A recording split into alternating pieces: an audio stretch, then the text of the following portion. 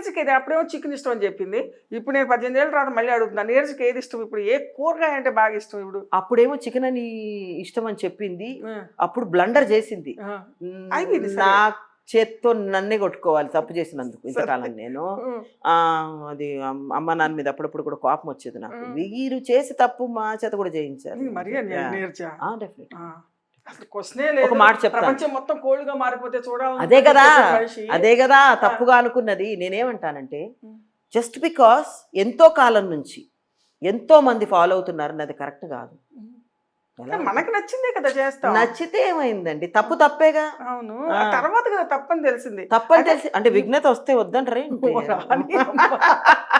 అదే అంటున్నాను, ఆ. ఎంతో కాలం నుంచి ఎంతో మంది చేస్తున్నారు కదా అని తప్పు కరెక్ట్ అయిపోదు. తప్పు ఇప్పుడు తప్పే. వీగన్ అయినట్ట వెజిటేరియన్ అయినట్ట moving towards being a vegan. అందరూ అంటారు వీగన్ అని చాలా స్టైలిష్ గా మాట్లాడుతున్నారంటే ఒకప్పుడు నేను అలాగే అనుకున్నాను.